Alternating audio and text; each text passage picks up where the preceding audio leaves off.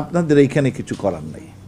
আপনারা মায়ানমারকে কনভিন্স করেন যে তারা তাদের লোক নিয়ে যাবে, ওখানে যদি কন্ডিউসিভ এনভায়রনমেন্ট তৈরি করতে পারেন সেই জন্যে কাজ করেন। আপনারা এখানেও 1000+ লোকজন আছেন, আপনারা বরং ওখানে গিয়ে কাজ করেন। আমাদের এখানে মোটামুটি আমরা ভালো আছি।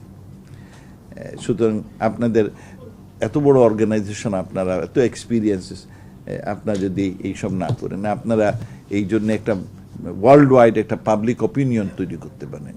আর আমার ধারণা যে আপনার পাবলিক অ্যাওয়ারনেস অপিনিয়ন তৈরি করলে যে একটা মাইটিয়েস্ট অফ দি মাইটিয়েস্ট টিরেন্ট সেও কলাপস হয়। আপনারা ওখানে গিয়ে জোর দেন। আমরা বলেছি যে আমরা কিছু লোকরে বাসাঞ্চলে নিয়ে যেতে চাই, যেহেতু আগামীতে মৌসুমে অনেক আশা বলা হচ্ছে, আবহাওয়া অফিস বলছে যে অনেক বেশি বৃষ্টিপাত হবে, তাতে ল্যান্ডস্লাইড হলে লোক মারা যাবে। মারা গেলে পরে আমরা উইল নট বি রেসপন্সিবল। আপনারা যারা বাধা দিচ্ছেন, ইউ শুড বি রেসপন্সিবল। এই দায়িত্ব আপনাদের, যে যদি লোকজন মারা যায় আপনাদের কারণে, এই এদের মুভ না করার ফলে, then you should be responsible. কিন্তু আমাদের পাবলিক ইজ ভেরি আপসেট যে এরা দিনে দিনে ঝামেলা সৃষ্টি করেছে। আমরা বলছি যে ওদের সংখ্যা এত, আমাদের ঘরবাড়ি, আমাদের বন জঙ্গল সব উজাড় করে দিচ্ছে, এবং পাবলিক, লোকাল পাবলিকতে আপসেট হচ্ছে। এবং আমরা আরেকটি ওনারা বলেন সবসময়, এটা আমরা প্রিএমটিভলি বলেছি যে আপনারা এই অনেক, আমরা জানি অনেক বাচ্চা ওখানে আছে যাদের স্কুলিং হওয়া উচিত, কিন্তু তারা they should learn their language, they should learn their history, মায়ানমারের ইতিহাস, কালচার, এগুলো তাদের জানা। আমাদের এ ধরনের কোনো ব্যবস্থা নাই। সুতরাং they should go back and learn. এবং মায়ানমারও এদের শেখানো উচিত এই জন্যে, কারণ তাদের অ্যাসেট এগুলো। তারাও তাদের দেশে যখন ফিরে যাবে তখন দেখুন, লুক অ্যাট আইনস্টাইন, সেও রিফিউজি ছিল, কিন্তু হি ওয়াজ অ্যান অ্যাসেট। সুতরাং তারা এগুলোরে কি করে নিয়ে যাওয়া। আর আমরা কি বললাম, এইগুলি তো। আরেকটা আমরা বলছি যে আপনারা ওখানে বেশি জোর দেন, এখানে না। আমি জিজ্ঞেস করছি আপনারা কতবার তাদের সাথে গেছে, আপনাদের কত লোক আপনার রাখাইনে কাজ করে? এখানে তো 1000+। ওখানে আপনাদের কতটুকু লোক আছে কাজ করার জন্য? ওখানে বাড়ান, এখানে না। এখান থেকে আপনারা বিদায় হন, বেসিক্যালি যেখান থেকে বিদায় হন। আমি বলছি আপনারা সবাই এত পাওয়ারফুল লোক, বড় বড় ইনস্টিটিউশনের লোক, আপনারা চাইলে you can really substantially you can do. ওনারা জিজ্ঞেস করছে আপনারা বাইলেটারাল কি আলাপ করেছেন? বলছি হ্যাঁ, আমরা বাইলেটারাল আলাপ করছি, একই জিনিস। আমরা বাইলেটারালি বলেছি যে মায়ানমারে একটি রিজন করা হোক রাখাইনে, যেখানে এই লোকগুলো গেলে পরে সেফটি অ্যান্ড সিকিউরিটি থাকতে। We want them to send them back with safety and security. এইটার জন্য আমরা সব ASEAN+ কান্ট্রিগুলোকে বলেছি যে তোমরা ওখানে ব্যবস্থা করো যাতে, এবং including Myanmar could be there, হ্যাঁ, not by military but by human rights activists can monitor them, এতে এরা যাতে নিশ্চয়তা ফিল করে যে গেলে পরে তারা তাদের মারবে না, তারা শান্তিতে থাকবে, এই ব্যবস্থা করো। আমি বলেছি যে ইন্ডিয়া আমাদের বলেছে তারা অনেক বাড়িঘর ওখানে তৈরি করেছে, so it's time for them to go. হ্যাঁ, আর দ্বিতীয়ত আমি বলছি যে কে ওয়েপনগুলো সাপ্লাই করে ওখানে, যে রাখাইনের আর্মি টার্মি মারামারি করে, আপনারা এটা বের করেন কে এইগুলো সাপ্লাই করে অসুবিধার সৃষ্টি করে। আপনার অত বড় বড় অর্গানাইজেশন এগুলো। আমি অন্য জিনিসও বলেছি, আমি বলেছি সেটা একটু ডিফারেন্ট রিলেটেড। কারণ প্রথমে আমি বলছি যে গতকালকে ওনাদের সাথে আমার সাক্ষাৎটা হয় নাই, কারণ আমার বন্ধুর নাতিনটা মারা যায়, সেই জন্যে আমি বলছি যে দেখেন, এই যে সন্ত্রাসী দুনিয়া জুড়ে হচ্ছে, সব জায়গায় সন্ত্রাসী লোক মরলে অমুক মিস্টার অমুক, এইজ 16, অমুক এইজ 8, এইগুলোর তথ্য আমাদের মিডিয়া বলে, কিন্তু কোনোদিন বলে না কোন বুলেটে, কোন দেশের ম্যানুফ্যাকচার, কোন কোম্পানির ম্যানুফ্যাকচার বুলেট কিংবা শার্পনেলে লোকটা মারা গেছে।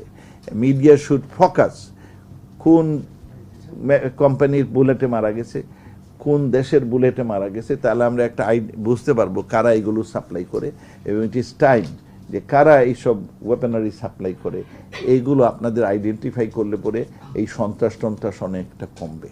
কারণ এইগুলো না হলে কোনো লাভ হবে না। আমরা মিডিয়াতে বলি, কেউ যদি মারা যায় লোকের নাম নিবেন, কোন জায়গায় মারা গেল সেইটা নিবেন, কোন বুলেটে, কোন কোম্পানির তৈরি করা বুলেটে সে মারা গেছে, ওইটারও লিস্ট করে রাখবেন, ওই কোম্পানির, ওই দেশের কোম্পানি।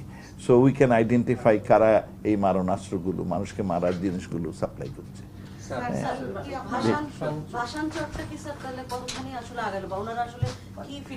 আমরা জোর করে ভাষান্তরে কাউকে নিব না, তবে যারা যাবে তাদের জন্য এইটা একটা ভালো অবস্থান। আমরা বিশ্বাস করি আমরা আমাদের নিজের পয়সায় প্রায় ২৫০০ কোটি টাকা খরচ করে ভাষান্তর আমরা সুন্দর জিনিস তৈরি করেছি, ঘরদুয়ার তৈরি করেছি, শেল্টার তৈরি করেছি, এবং ওখানে গেলে পরে তারা অর্থনৈতিক কাজকর্ম পাবে, ফিশিং করতে পারবে, রেয়ারিং ক্যাটল করতে পারবে, অনেক কিছু করতে, কিছুটা এঙ্গেজ থাকবে। আমরা আজকে ওনাদেরও বলেছি যে এই লোকগুলো এইখানে থাকলে পরে, বিশেষ করে ইয়াং ম্যান অনেক দিন থাকলে পরে যদি এটা প্রবলেম সলভ তাড়াতাড়ি না হয়, তাহলে there could be pockets of radicalism, এবং র্যাডিক্যালিজম হলে এন্টার রিজনের জন্য মঙ্গল। এবং যদি র্যাডিক্যালিজম ওখানে হয়, আনসার্টিনিটি বাড়ে, তাহলে মায়ানমারের দুঃখ আছে, চায়নার উদ্দেশ্য সেইটা স্বার্থ হবে না, কারণ ইকোনমিক কোনো কাজকর্ম হবে না। সুতরাং সবার জন্যে এইটা হবে, এই যে কাল মানে আনফর্চুনেট থিং হবে। সুতরাং এই ব্যাপারে আপনারা সজাগ থাকেন। আর আমরা বলছি যে ভাষান্তরে গেলে একটা ইকোনমিক অ্যাক্টিভিটি পাবে, তাদের কিছু করার সুযোগ হবে, আর অ্যাটলিস্ট মরবে না। এখানে থাকলে মরার চান্স আছে বেশি। হ্যাঁ, আমি বলছি দায়িত্ব আপনাদের, এরা যদি মারা যায় তাহলে আপনার দায়িত্ব, আমাদের না।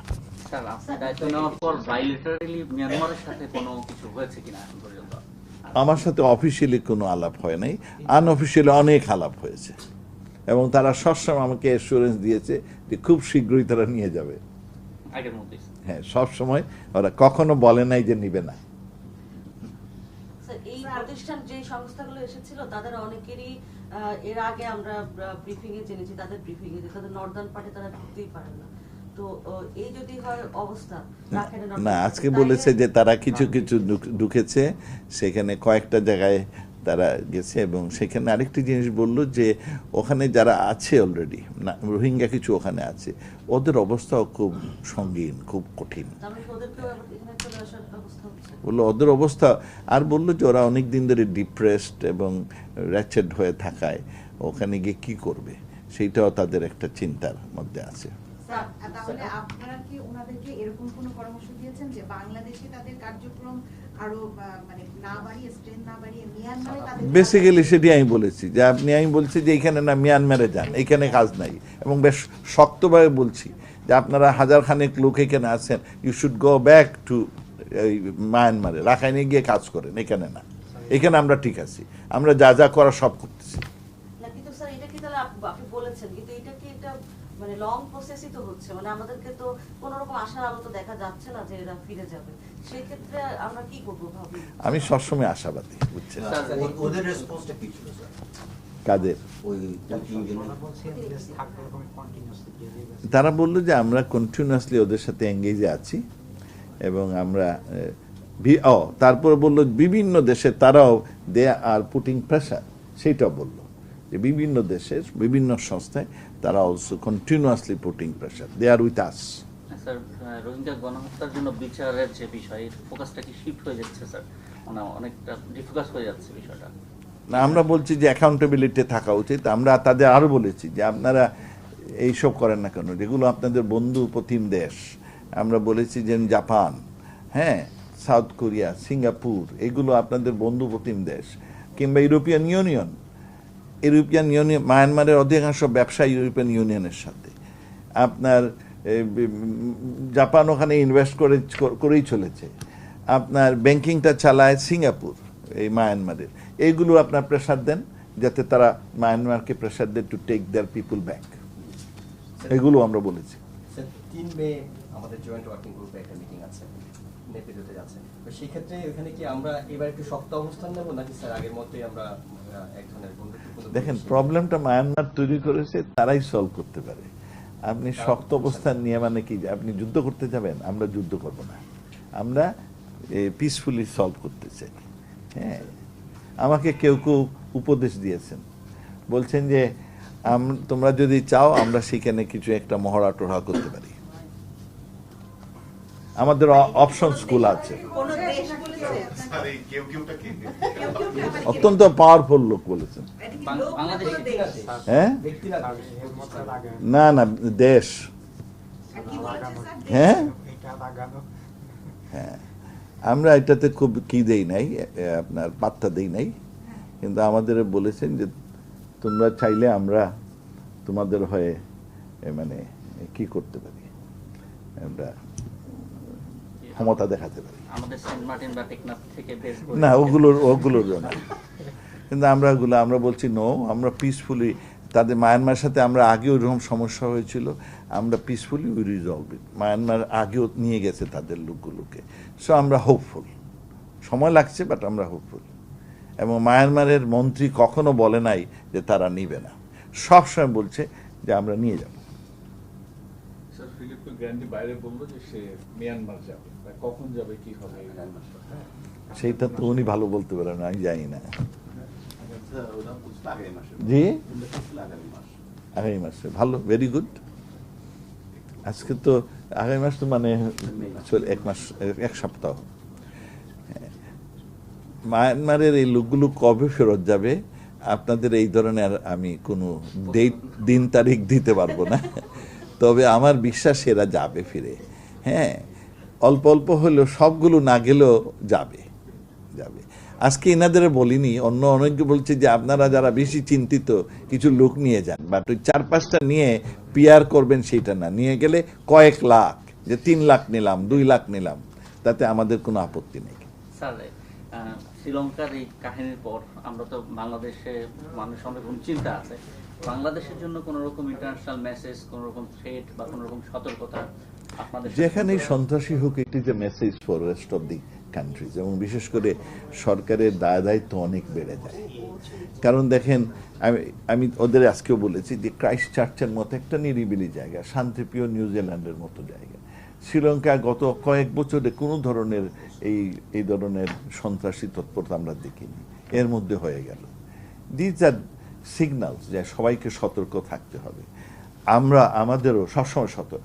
এবং আমি I am thankful to our security apparatus, তারা মোটামুটি অত্যন্ত সজ্ঞান এবং মানে আছে এই ব্যাপারে সজ্ঞান আছে তারা, এবং আমরা I think we should continue to maintain it, এর কোনো বিকল্প নাই। কারণ দুর্ঘটনা ঘটে গেলে তখন মানে ঘটনার আগেই এইগুলোর অ্যাকশন যদি নেওয়া যায়, এই জন্যে পাবলিকের কাছে, সবার কাছে, আপনাদের মিডিয়ার কাছে অনুরোধ যে আপনারা যদি কোনো তথ্য, কোনো কিছু শুনেন, জানেন, আর কিংবা এরকম ব্যক্তিবিশেষের সাথে পরিচয় হয়, অবশ্যই আপনার যারা সিকিউরিটি চার্জে আছে তাদের জানাবেন, অবশ্যই তাদের জানাবেন, because we don't want any of this accidents. এটা খুবই দুঃখজনক।